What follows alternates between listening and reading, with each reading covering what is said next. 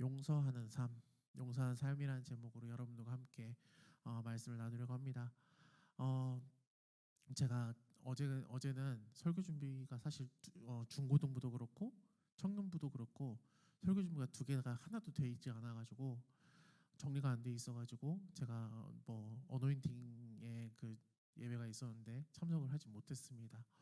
그래서 이제 막상 이제 준비를 했는데 생각보다 중고등부 설교 준비가 빨리 끝나는 거예요. 막 한 두 시간 정도니까 빨리 끝난 거예요. 그러니까 청년부도 한 그 정도 되면 좀 제가 한 두 시간만 좀 투자를 하면 제가 이제 좀 설교 준비를 하고 내가 좀 쉴 수 있겠구나라고 생각을 했는데 너무 어려운 거예요. 준비가. 왜 이렇게 청년부의 설교 준비가 이렇게 어려운지 또 어떻게 어, 이해를 시키고 어떻게 또 이 말씀을 또 제대로 이거를 제가 먼저 이해를 해야지 제가 말씀을 어쨌든 여러분들에게 선포를 할 텐데 너무 어려운 거예요. 그래서 한 4시간 걸렸던 것 같아요. 한 4시간 동안 계속 씨름하다가 결국에는 말씀을 어쨌든 준비를 했습니다. 하나님께서 어쨌든 제 입술을 통해서 들려지는 말씀이지만 여러분 하나님께서 분명히 여러분들 가운데 말씀하시리라 저는 생각이 듭니다. 오늘은 용서하는 삶이라는 제목인데요.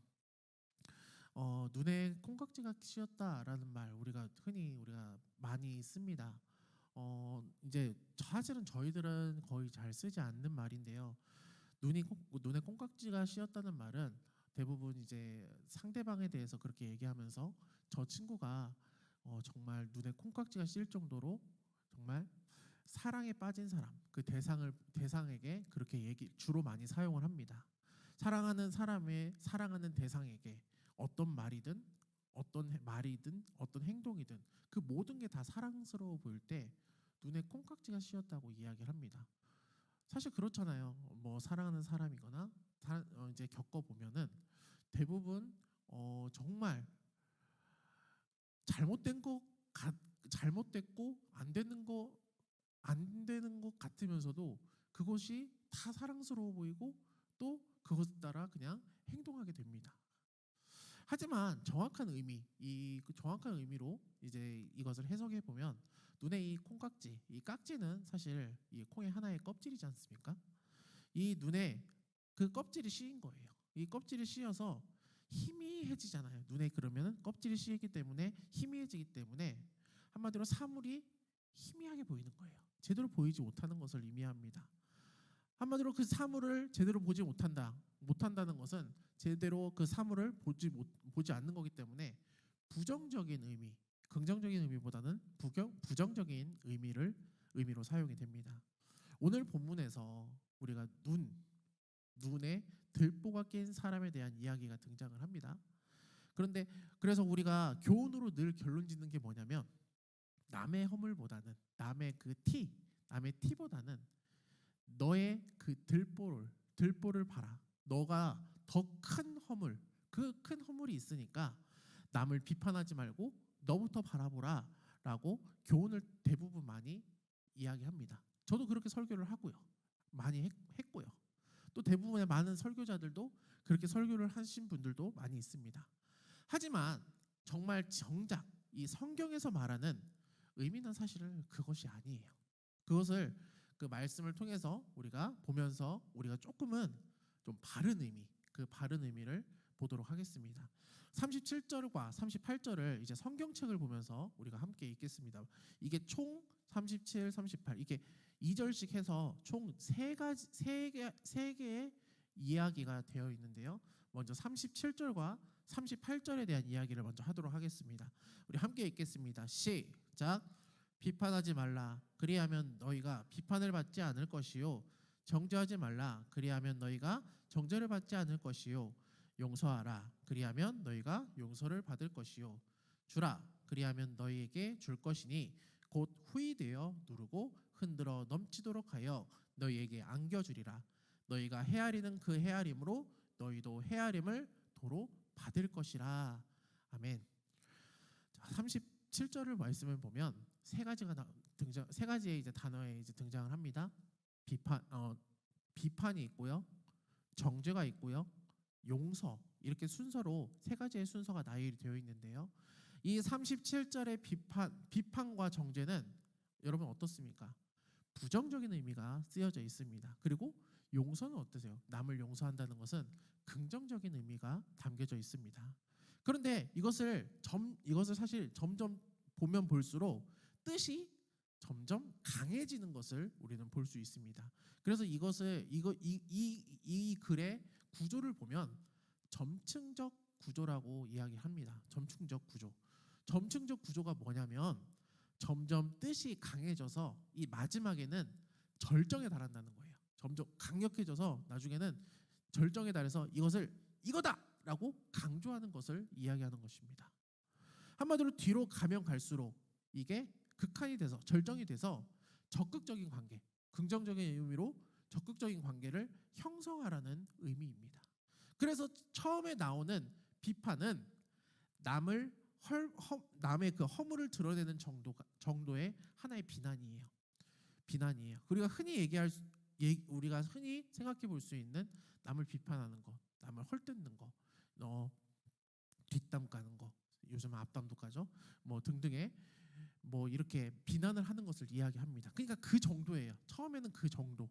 그리고 이제 비판 다음에는 정죄가 나옵니다. 정죄는 어떻습니까? 조금 더 강력하죠. 정죄는 남에게 불리한 판결이나 아니면 유죄의 판결을 이야기합니다. 점점점 강도가 강해지고 있고 마지막으로 그 다음이 용서입니다. 용서하면 우리도 용서를 받을 것이다라고 성경은 말합니다. 이 말씀이 오늘 본문 말씀이 아니지만 사실 우리가 읽은 말씀은 아니지만 이 용서가 왜 여기서 용서가 나오는지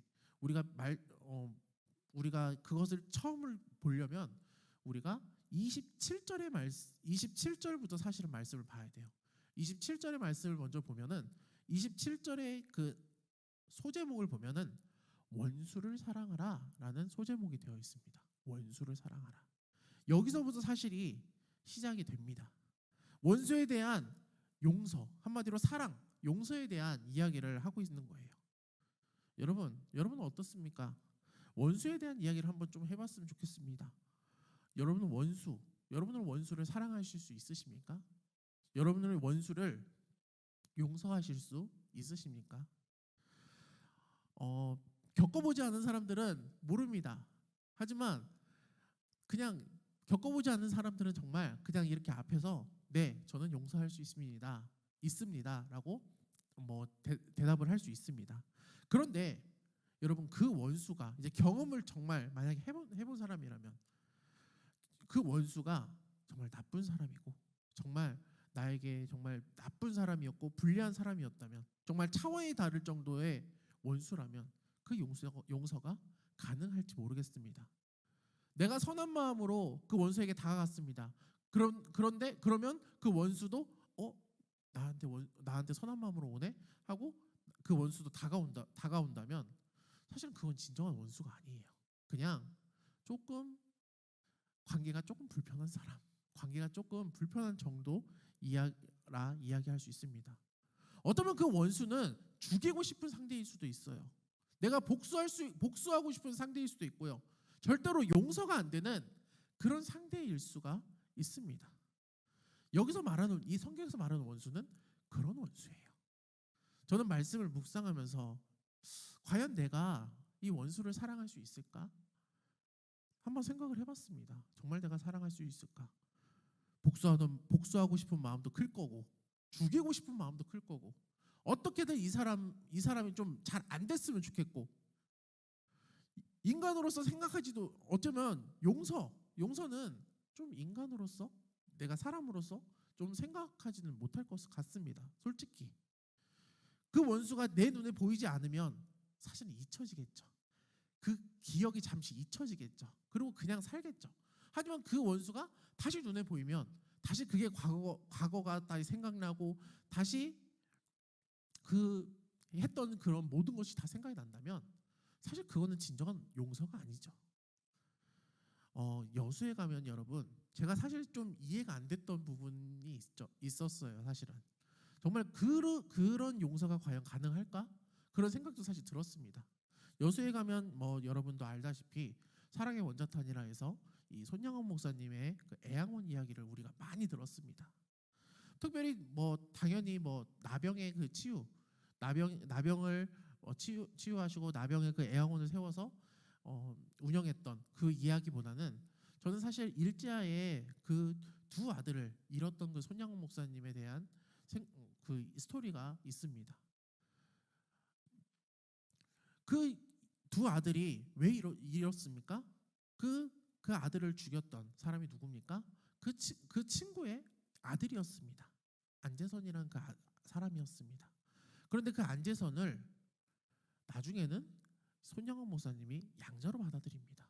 자기 자식보다 어떠면 자기 자식으로 받아들인 다음에 뭐 학대를 하건 뭐 더 못 살게 굴었건 괴롭히던 뭐 그럴 수도 있었습니다. 하지만 그러지 않았어요.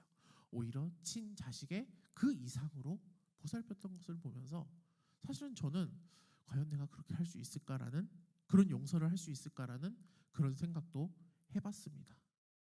여러분 용서 정말 어렵습니다.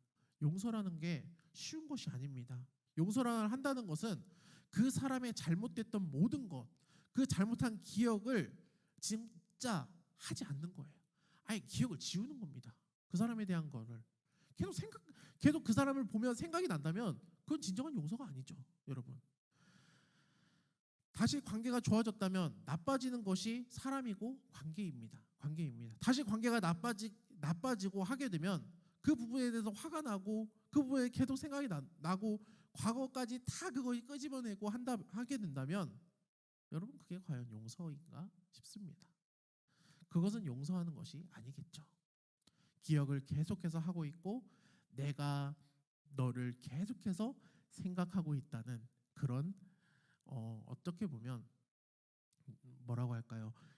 어떻게 보면 계속해서 그냥 생각하고 있다는 것 같습니다. 하지만 오늘 말씀에서 이제 38절에 용서를 하라 이야기합니다. 37절에 그렇게 얘기합니다. 그리고 38절에 이렇게 이야기합니다. 주라 그리하면 너희에게 줄 것이니 곧 후히 되어 누르고 흔들어 넘치도록 하여 너희에게 안겨주리라 이야기합니다. 38절의 말씀에서 바로 딱 처음에 두 글자가 나옵니다.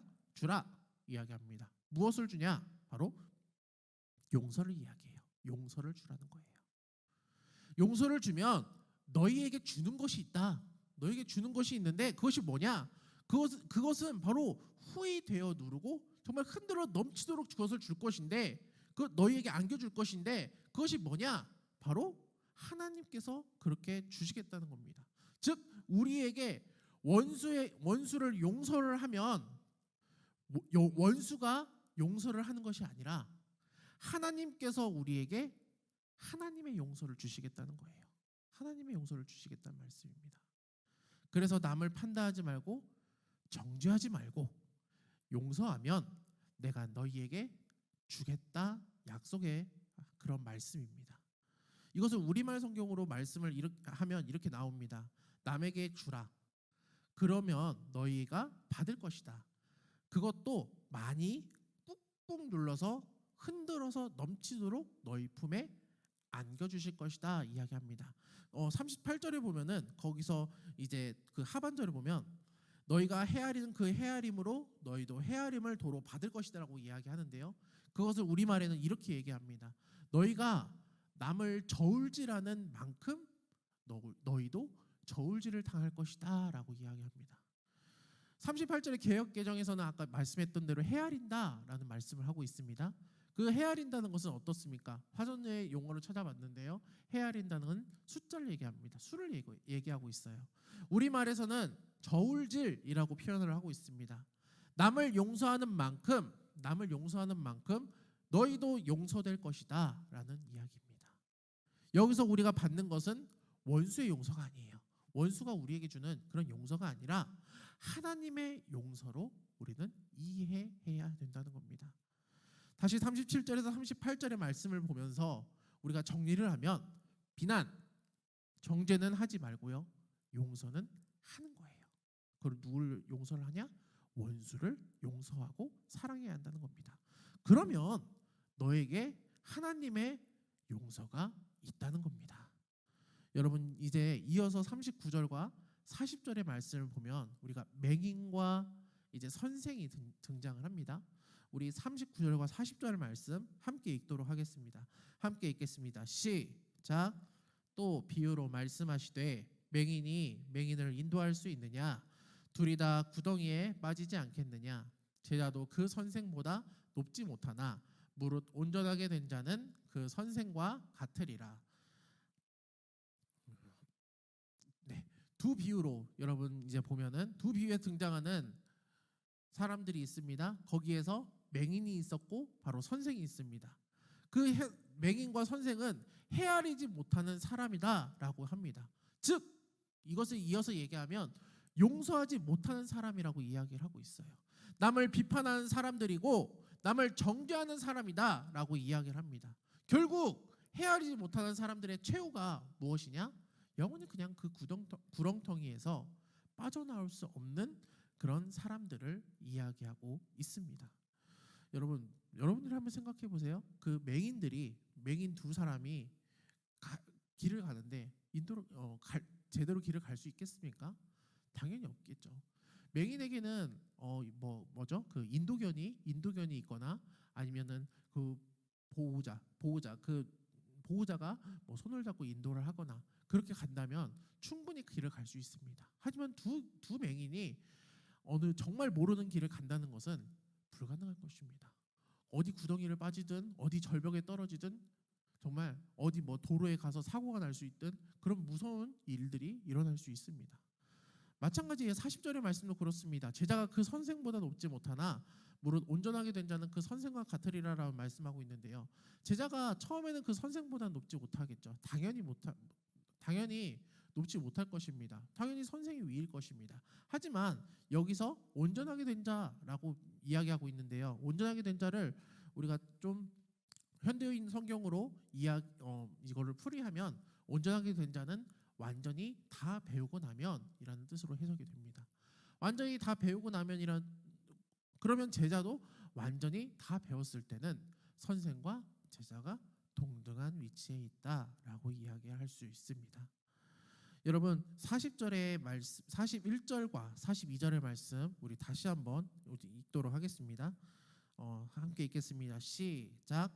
어찌하여 형제의 눈 속에 있는 티는 보고 내 눈 속에 있는 들보는 깨닫지 못하느냐?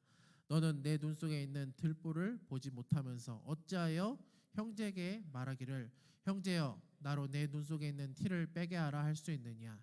외식하는 자여 먼저 내 눈 속에 있는 들보를 빼라. 그 후에야 내가 밝히 보고 형제의 눈 속에 있는 티를 빼리라. 아멘. 앞에 여러분 두 비유가 아까 있었잖아요. 두 비유와 같이 들보와 티, 이 티의 비유는 지금 같은 구조입니다. 즉 들보와 티는 우리 속에 있는 우리의 일반적인 크고 작은 약점이 아니에요. 들보는 큰 약점이고 티는 작은 약점이다. 그것이 아니에요. 들보가 있는 사람은 하나님의 사랑을 헤아리지 못하는 사람이고요. 티가 있는 사람은 원수와 같은 사람을 의미하는 겁니다. 다시 한번 얘기할게요. 들보는 하나님의 사랑을 헤아리지 못하는 사람이고요. 티가 있는 사람은 원수와 같은 사람을 의미하는 겁니다. 그것을 왜 깨닫지 못하느냐라고 이야기하고 있어요. 그것을 너는 왜 깨닫지 못하느냐? 자, 하나님의 용서하심을 깨닫지 못한다는 겁니다. 하나님의 용서하심을 깨닫지 못하는. 자, 그것은 저와 여러분에게 지금 말씀하고 있습니다. 여러분, 원수와 같은 사람은 여러분 하나님의 사랑을 알 수 있을까요? 사실 몰라요. 원수와 같은 사람은 절대적으로 모릅니다. 하나님의 사랑을 어떻게 알겠습니까? 용서를 모르기 때문에 하나님의 사랑과 용서를 받은 나에 비하면 티가 있는 사람에 불과해요. 티가 있는. 하지만 저와 여러분은 용서를 받았습니다. 어떤 용서를 받았습니까? 하나님에 대한 큰 용서를 받았지 않습니까? 예수님의 그 십자가의 그 사랑을 받지 않으셨습니까? 우리는 큰 용서를 받았습니다. 우리는 그 큰 사랑을 받고 죄 용서하심을 받고 죄 사하심을 다 받았습니다.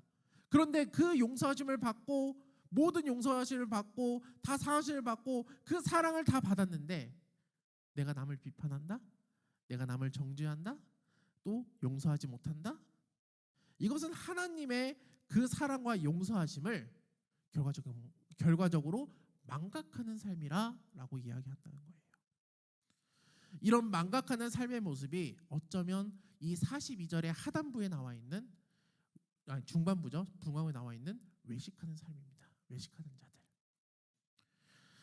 나는 더 큰 죄인이었고 여러분 하나님이 나를 용서해 주셨습니다. 그런데 그 은혜를 정말 잊어버리고 상대의 눈에 있는 티를 보고 비난하고 정죄하고 용서하지 못한다면 여러분 그거는 우리는 외식하는 자라고 이야기하고 있습니다.